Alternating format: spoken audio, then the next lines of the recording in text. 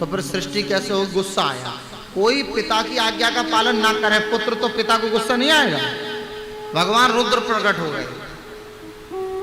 अब रुद्र जब प्रकट हुए, रुद्र से कहा सृष्टि करो, तो वो रोने लगे, तो उनका नाम रुद्र पड़ गया। क्यों? क्योंकि वो सोचे कि मैं जिनको पैदा करूंगा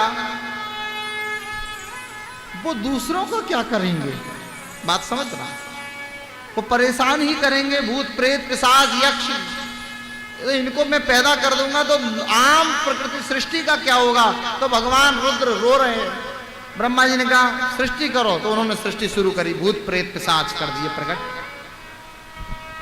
ब्रह्मा जी बोले सृष्टि हुई नहीं, प्रलय की तैयारी पहले ही कर दी, मतलब अभी पैदा नहीं हुआ, और मृत्यु और परेशानी दुख संकट सब ला दिए जीवन में।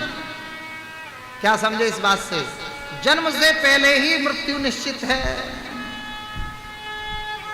क्या समझे? पहले ही निश्चित है।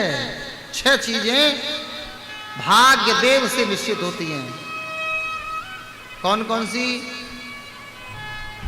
सी 6 चीजें हैं? आयु, यश, जन्म, मृत्यु। क्या बोलते हैं? अब देखो हमारे मस्तिष्क से निकल गया। तुम में से कोई बोलो। विधि हाथ, विधि हाथ आएगा लास्ट में। एक जना बोलो।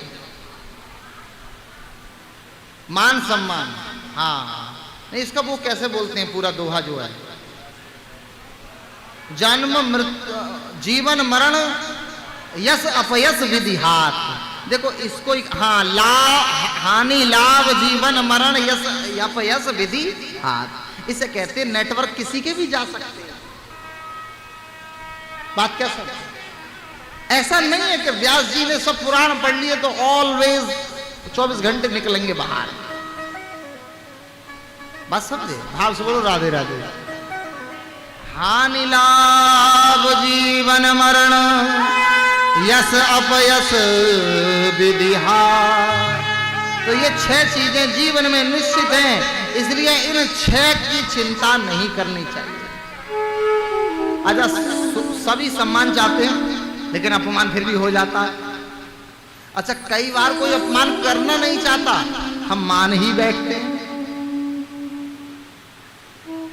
सच्ची बता रहे हैं आपको, कई बार किसी का उद्देश्य नहीं है आपको परेशान करना, लेकिन हमने तो गुस्ताखी माफ कैसे की जाए। तो जीवन में याद रखें, उलझनों में ना फंसे। ये भी उलझन है, उसने ये कहा, उसने हमको पूछा नहीं। अरे क्या पूछना है, भगवान की नजर में आ जाए बस यही काफी है। सूरदास जी रोज जाते थे बिहारी जी में पद गाते, और जब पद गाते तो रोज पंडा सोचता कि हमारे जो जजमान आते हैं उनके बीच में सूरदास जी का गान सुनकर वो उधर चले जाते हैं। तो पंडा सोचते कि 4 रुपया का नुकसान करता है बाबा आता है तो।